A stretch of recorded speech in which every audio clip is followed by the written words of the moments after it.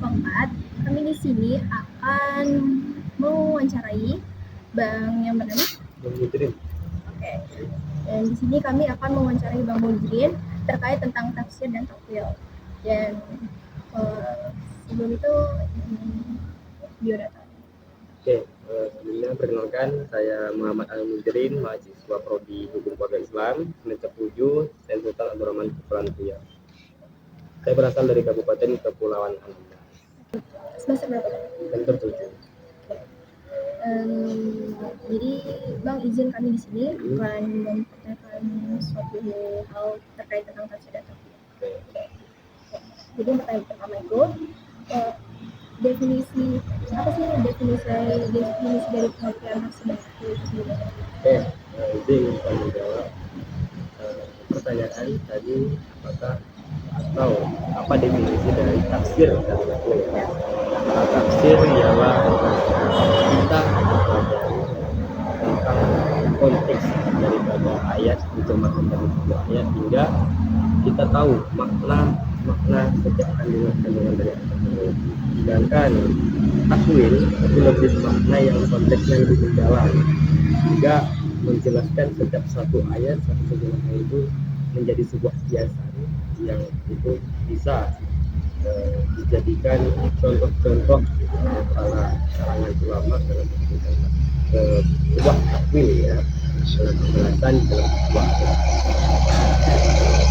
Tadi udah definisi tafsir dan takwilnya, dan sekarang kita masuk ke pertanyaan kedua, yaitu apa perbedaan utama antara tafsir dan takwil itu? Ya, kalau saya pribadi perbedaan pertama tafsir ini lebih kepada teksnya saja, konteks dan makna, sehingga kita bisa mudah paham maksud daripada kandungan tersebut. Sedangkan perbedaan yang kedua saya pribadi dari takwil itu lebih kepada konteks yang dia memang mempelajari lebih dalam terkait dengan kandungan. Lalu pertanyaan ketiga nih, mengapa sih pentingnya kita mempelajari tafsir dan takwil dalam memahami Al-Quran? Mengapa penting?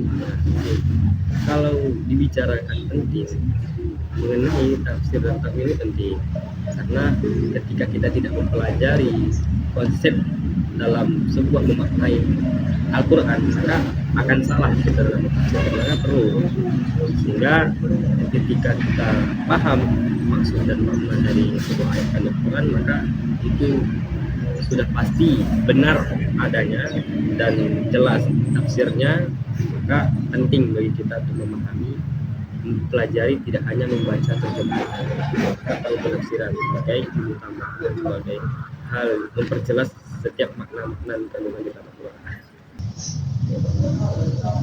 Jadi pertanyaan yang keempat ini, Abang dalam studi tafsir yang kami bahas ini, bagaimana penerapan tafsir dan takwil?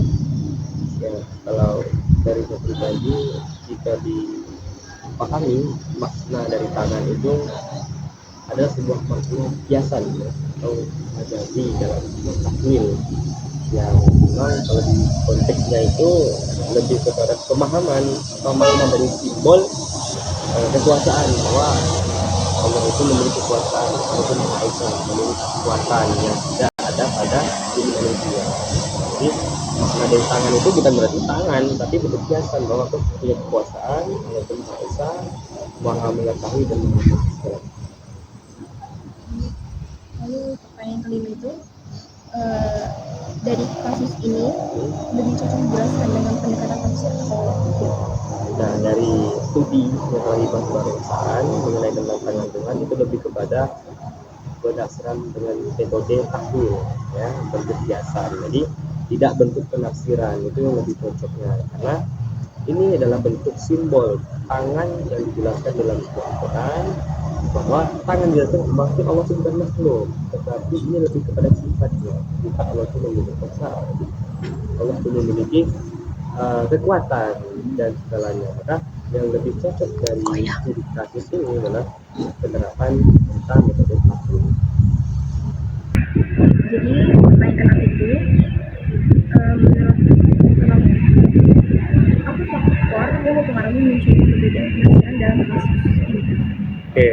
ada beberapa faktor yang memang berbeda daripada penafsiran tersebut. Yang pertama adalah faktor dari latar belakang, ya.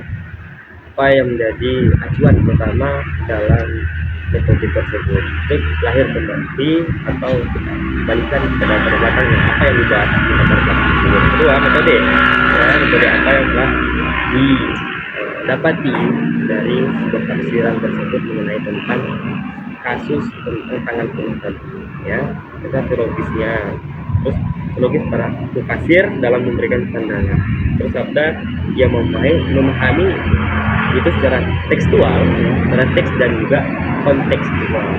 Konteksnya apa sih yang menjadi latar belakang acuan daripada pangan ikan tersebut, yang menjadi bahan pembicaraan kita pada kali ini, ya. Lalu pertanyaan kedua, menurut abang itu cara menentukan suatu penafsiran itu seperti apa? Kalau melihat, ya, konsep daripada penafsiran tersebut, bisa kita lihat, pertama kita harus lihat makna atau maksud tersebut ini dilihat dari, kalau dia lebih kepada condongan yang lebih kepada teks, ya, itu berarti dia penafsiran. Kalau dia lebih kepada condongnya ke arah pendekatannya biasa atau berupa contoh, berarti itu maksud dari kategori mentakwil. Seperti itu. Jadi pertanyaan yang terakhir, bagaimana menurut abang tentang peran konteks sosial dan budaya dalam proses tafsir dan Oke. Dalam peran konteks sosial dan budaya dalam proses tafsir ini bisa kita lihat, ya, dalam konteks sosial dan budaya sangatlah berpengaruh pada penafsiran, ya, yang sering kita pahami. Bisa kita lihat dengan situasi kondisi zaman, ya, sekarang ini berbeda banget nih dengan zaman-zaman sebelumnya. Nah, jadi daripada itu kita harus paham, ya, konteks yang kita gunakan sekarang ini menggunakan konteks sosial ataupun budaya. Nah, kalau kita konteks sosial, maka kita harus mengerti sosial kita sekarang ini di zaman sekarang seperti apa, dan juga budaya sekarang ini budayanya seperti apa. Maka kita juga harus mengenali, kita juga harus paham kondisi dan juga situasi yang ada di lingkungan kita, sehingga kita paham dalam penafsiran tersebut arahnya kita bisa. Dan semuanya sekian wawancara saya dan Bang Mungkin.